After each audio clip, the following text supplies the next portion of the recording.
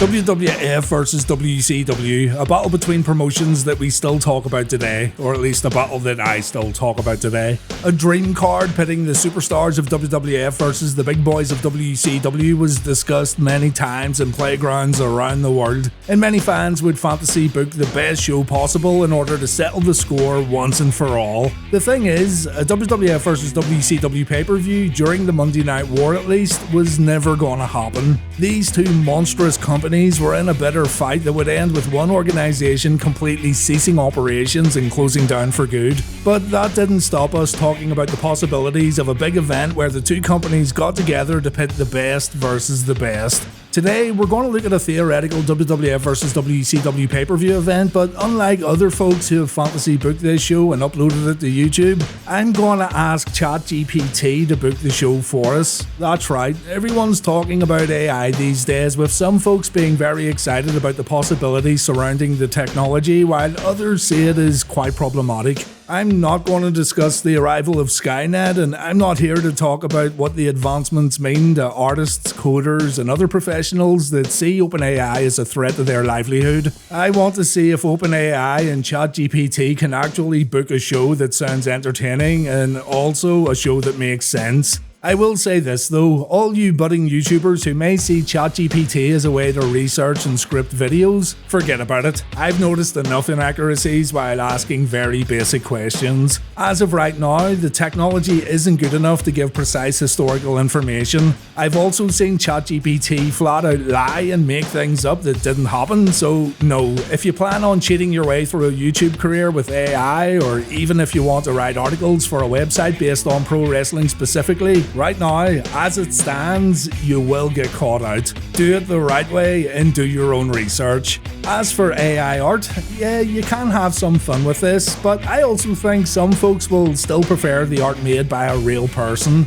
It's not really for me to argue because I don't make a living from art specifically. The more things advance though, the more you can see the potential problems, but it is fun messing around with platforms such as Stable Diffusion and seeing what kind of nonsense it spits out. Today though, the pay-per-view built by ChatGPT will all be text-based. I don't know the specifics, but from my understanding, ChatGPT has been trained using a large body of text from multiple sources such as books, news articles, scientific journals, apparently over 8 million documents and 10 billion words. So let's see if it can use all that information well to produce the best ever WWF versus WCW dream pay-per-view. Yeah, I know, it's a ridiculous way to use such technology, but what the heck. Let's see what happens, and let's see if this spells the end for fantasy bookers around the world.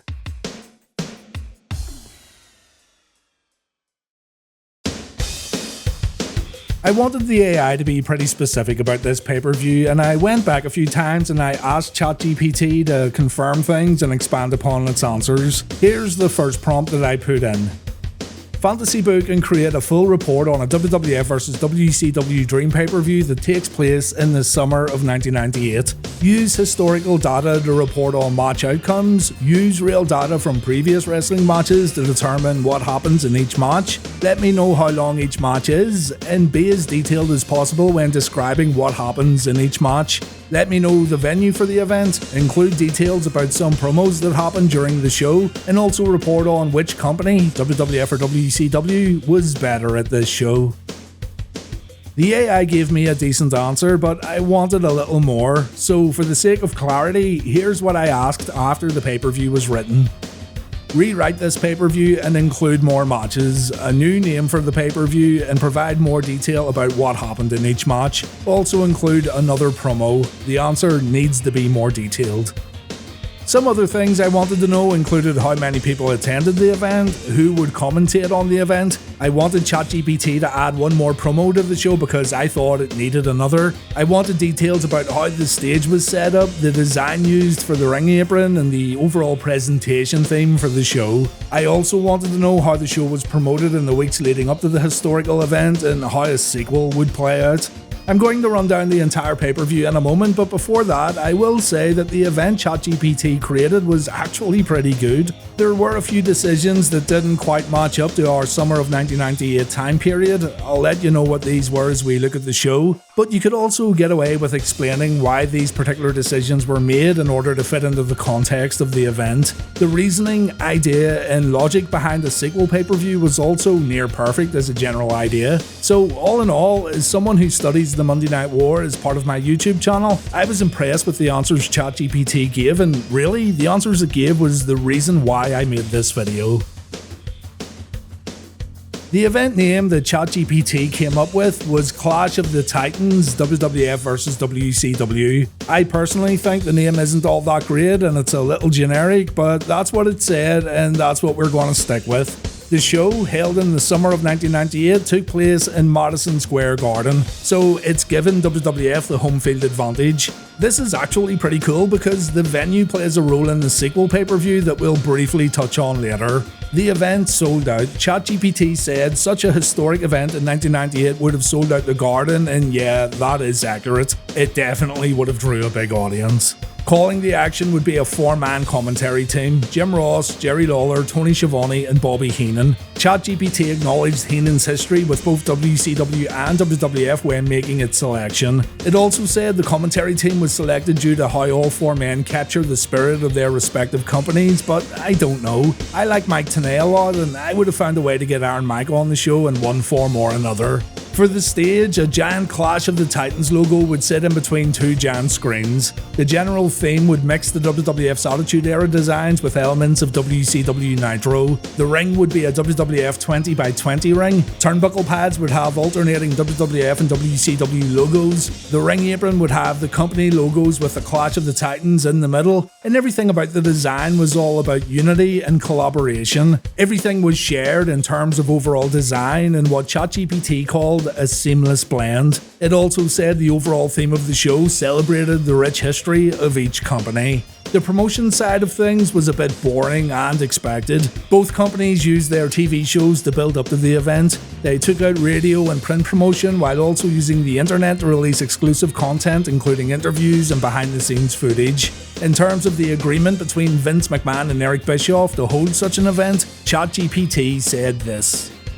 Behind the scenes, Vince McMahon and Eric Bischoff engaged in lengthy negotiations to finalize the details for the historic event. Both parties recognized the immense potential of a cross-promotion event and understood the financial windfall that could result from bringing their top stars together. Eventually, McMahon and Bischoff agreed on a one-time event, sharing the profits and ensuring a fair distribution of wins between their wrestlers. This agreement was unprecedented in the world of pro wrestling and showcased the willingness of both promotions to collaborate for the greater good of the industry. It's interesting how both parties recognized how much money an event could bring in, and it's also interesting that both companies would have an equal amount of winners at Clash of the Titans. It's all pretty logical. In terms of TV content to promote the show, things were just as you'd expect. Contract signings between superstars, press conferences, surprise appearances by WCW guys on Raw and WWF guys on Nitro. Special vignettes aired on each show, that kind of thing. You could go more in-depth and you could ask ChatGPT to tell you specifically what happened in every single moment, but we won't be doing that today. Let's see who wrestled who, and let's see what happened in each of the 7 matches ChatGPT made up.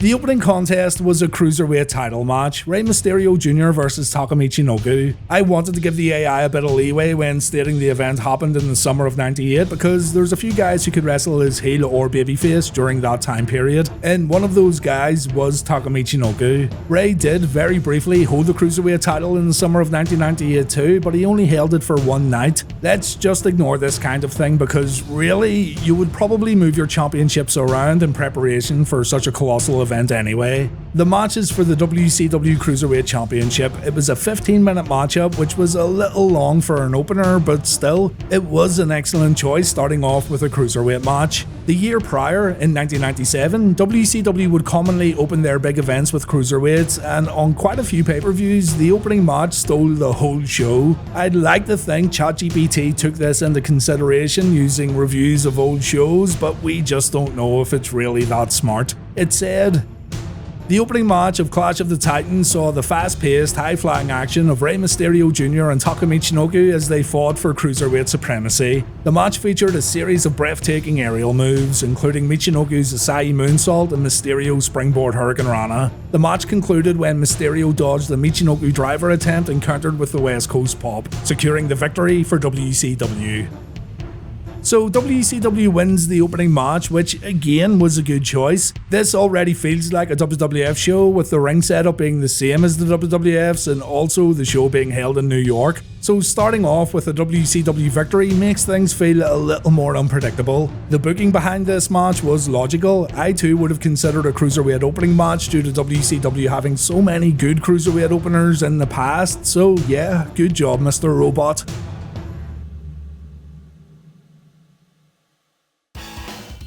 The second match is a 20-minute hardcore match. 20-minute hardcore match? What? Cactus Jack versus Raven. It says, in a brutal and bloody encounter, Mick Foley, wrestling as Cactus Jack, and Raven clashed in a hardcore match filled with chair shots, trash cans, and tables. Both wrestlers pushed their bodies to the limit, with Raven hitting a bulldog onto a steel chair, and Foley performing a devastating elbow drop from the ring apron through a table. Ultimately, Foley emerged victorious by planting Raven with a double-arm DDT onto thumbtacks. I like how it mentioned Raven using a steel chair to perform a move. He was fond of the drop toe hold onto the chair during this time period, but he did also perform a bulldog onto the chair, so bonus points for picking up on a signature move that wasn't as obvious as others. The elbow drop from the apron also got mentioned too, which was good, and a double arm DDT on the thumbtack sounds pretty brutal too. A 20-minute hardcore match being this early on the card sounds a bit crazy, mind you. It might have been better practice to put a tag match in here, or even the women's match, just to break up the breakneck speed of the cruiserweight match and the sheer brutality of a hardcore match. But again, choosing Cactus Jack and Raven for a hardcore bout was good. If we had to nitpick this one a little though, the Cactus Jack character was retired during the summer of 1998 in favour of Mankind. But again, you could easily explain Cactus coming back for this special match in the Garden, seeing as it's Mick Foley's most violent character. If you wanted to nitpick further, hardcore matches weren't prevalent in WWF during the summer of 1998. They would get featured more towards the end of the year, so I'd maybe change the wording here and call it a Ravens Rules match. Cactus Jack wins. The scores are 1 apiece at the WWF vs WCW Clash of the Titans.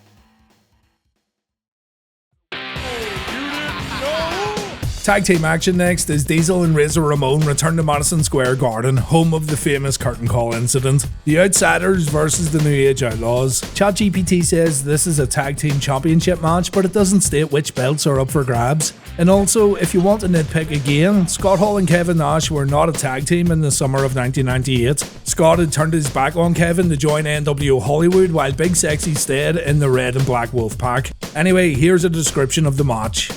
This battle of legendary tag teams showcased a mix of power and finesse, with the Outsiders utilising their size advantage and the New Age Outlaws relying on their speed and agility. The turning point of the match came when Kevin Nash caught Road Dogg mid-air and transitioned into a massive jackknife powerbomb. Scott Hall then neutralised Billy Gunn with an Outsider's edge, allowing the Outsiders to secure the win for WCW.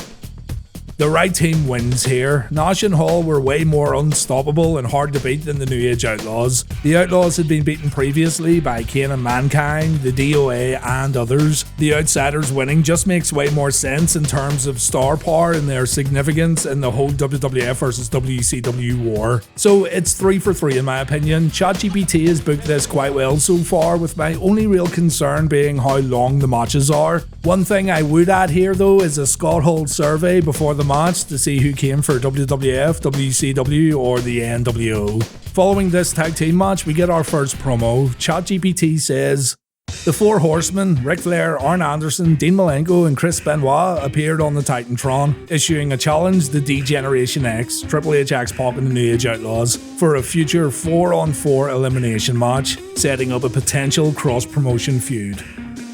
Right at the end of summer 98, Ric Flair returned to WCW, so it's fine that he's included here. Though I will say that ChatGPT's being a little liberal with the dates. It's kind of fused the whole summer together and it hasn't really cared about specific dates in terms of who can show up and who can't.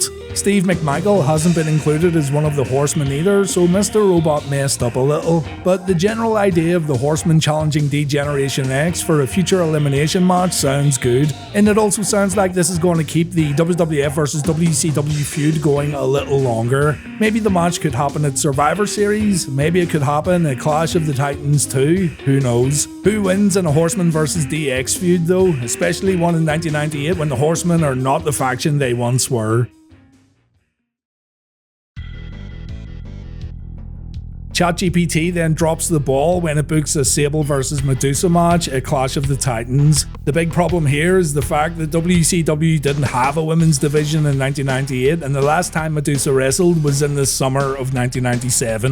In 1999, women's wrestling would kinda start up again in WCW, but in 1998 Medusa didn't have a single match. Again, you could explain this as Medusa coming back to represent the women of WCW for this historic event, and there are ways to make excuses for the booking decisions made by ChatGPT, but I wouldn't have considered a women's match at all for WWF versus WCW during this era because it makes no sense.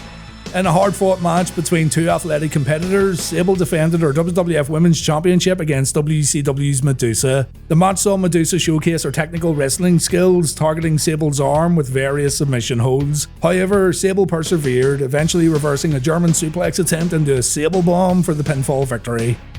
Nah, no way. Medusa would absolutely murder Sable in a wrestling match. Sorry, but she would. So this one's definitely a dud, and it's the biggest slip up the AI makes in this whole pay-per-view.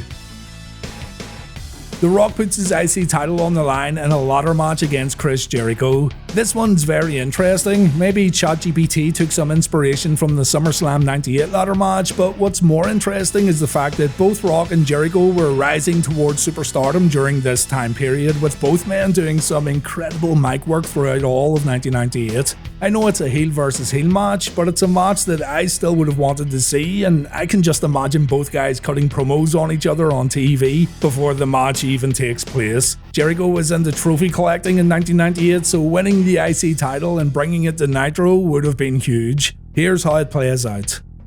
A high-stakes ladder match saw The Rock and Chris Jericho compete for the prestigious Intercontinental Championship. The two charismatic superstars put their bodies on the line, with Jericho executing a lion salt onto The Rock, who was draped across a ladder, and The Rock retaliating with a spinebuster onto the unforgiving steel. The climax of the match saw both wrestlers atop the ladder, but The Rock managed to hit Jericho with a rock bottom from the ladder, allowing him to climb up and retrieve the championship. Honestly, I would have booked Jericho to win this one because I could see Jericho having the time of his life on Nitro holding the IC title, but you can also see why it makes sense for The Rock to retain. For me, this is definitely one of the most interesting matches on the card and the match that would be most likely to steal the show. Next we have quite an odd matchup, but it isn't as odd as Sable vs Medusa. It's Diamond Dallas Page defending the US Championship against Goldust. Two problems here though. DDP did not hold the US title in the summer of 1998. Goldberg, Bret Hart and Lex Luger did. And the other problem here is the fact that the Goldust character was retired during the summer of 98. Dustin Runnels would bring Goldust back in October, but there are still ways and means to get the character back and get this match in the ring, although it wouldn't have been a match that I would have booked, especially when you consider the guys who don't get featured on this show. The enigmatic Goldust faced off against the resilient Diamond Dallas Page in a match filled with mind games and technical prowess. Goldust used his bizarre tactics to get the upper hand, hitting DDP with a series of clotheslines and his patented shattered dreams. However, DDP mounted a comeback, rallying the crowd behind him. In the end, DDP countered Goldust's curtain call attempt, nailing him with a diamond cutter for the victory and the US Championship. I too would have went with a Dallas Page victory here. DDP was still white hot during this time period, and Goldust, or Dustin Runnels, definitely wasn't where he used to be in terms of the WWF pecking order. I also don't see any benefit in Goldust holding the US title on WWF TV, so it's the right call here.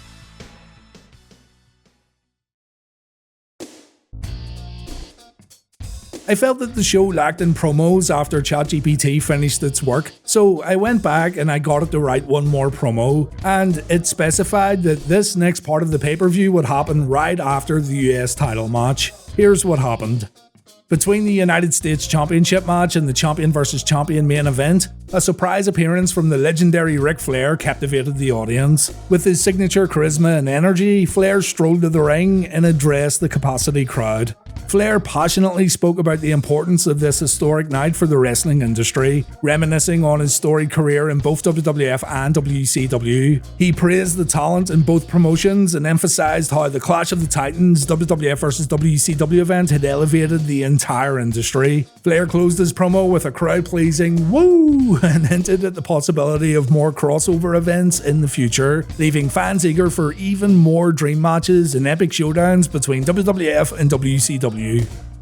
I was genuinely surprised by this. You expect some sort of competitive promo with one side putting the other down, or something similar to the Horsemen calling out DX, but instead of the companies being at each other's throats, you've got Ric Flair coming out and showing respect to both companies, talking about how big this event is and its overall significance to the entire wrestling business. And there's also some hope for more to come in the future. Slick Rick coming out to cut this promo is a good idea too, because at the time he was still respected by fans of both organizations, and Rick also knew how to talk from the heart. It also makes sense for a WCW guy to come out and cut this promo instead of a WWF guy, because it's almost like someone stepping into enemy territory to make peace and extend an olive branch to fans who could still be a little hostile towards the competition. I almost didn't ask the AI to make another promo, but I'm glad I did. It kinda changes the whole dynamic of the pay-per-view. Our main event then is a champion versus champion match. Stone Cold Steve Austin versus Hollywood Hulk Hogan.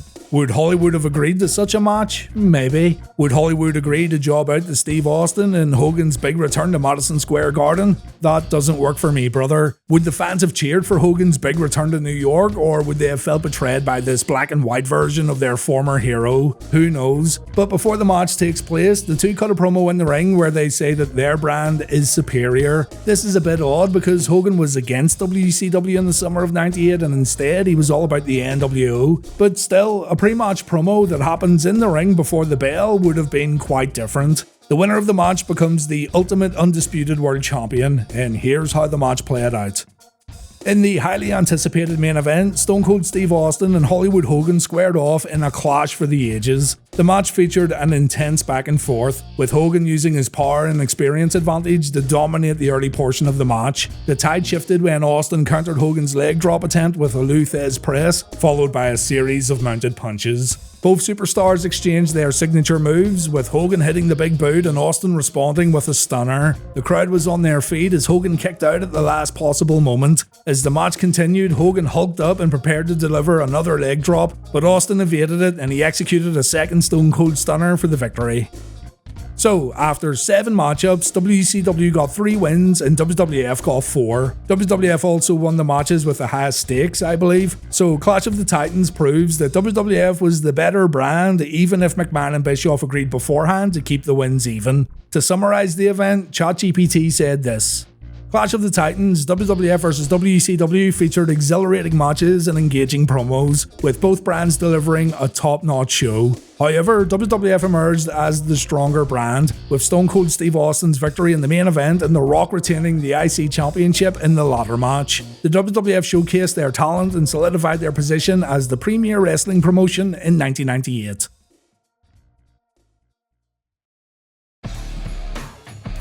As mentioned before, I was pretty surprised at how well the AI put this thing together, but you can also see where things get a little shaky. Some of the selections made didn't match up correctly with the time period, for example, but I imagine this kind of accuracy will improve over time. Big names were also left off the card. Big players in 1998 included The Undertaker, Sting, Goldberg, Kane and Triple H. None of these guys were featured on the show. There's also a lot of nuance that AI doesn't add, and I think the same thing's true for AI art. That human touch where you do something a little different or you add your own little signature spin on things that can't be replicated. Those kind of little intangibles can only come from an experienced mind or an idea that's been thought of for a very long time. It's hard to explain, but I'm sure most of you could add things to this show that you feel would make it better. It's all about making things more personal. Anyway, that's going to do it for today. I asked ChatGPT to explain how a sequel would work. How could Clash of the Titans 2 get handled after the big MSG show? And here's what it said. I thought this was very logical too. Given the immense success of Clash of the Titans, WWF vs WCW, there would be significant interest in organising a sequel. Despite the concern of WCW looking weaker, the potential financial gains and fan interest could persuade Eric Bischoff to participate in another cross-promotional event. To ensure fairness and maintain the competitive spirit between both promotions, it would be crucial to negotiate a more balanced outcome for the sequel. The event would be called Clash of the Titans 2 WWF vs WCW, held in the summer of 1999. The venue, Georgia Dome, Atlanta, Georgia. The Georgia Dome, which was a major venue for WCW events, would be chosen for the sequel to give WCW a home field advantage. This choice could also signal that this event would potentially level the playing field and create anticipation around the possibility of WCW stars redeeming themselves in front of a more sympathetic crowd. To create excitement and to foster a sense of unpredictability for the sequel, the build-up on episodes of Raw and Nitro would focus on brand pride, redemption for WCW, and how the landscape of pro wrestling has changed since the previous event. Storylines could include new dream matches and rivalries, with each side trying to prove their dominance once again. By holding a sequel to Clash of the Titans, both WWF and WCW could capitalize on the interest generated by the first event and continue to elevate the pro wrestling industry. The choice of a WCW-friendly venue, along with a more balanced match card and outcomes, would create a highly anticipated follow-up event that could captivate fans and showcase the best talent from both promotions.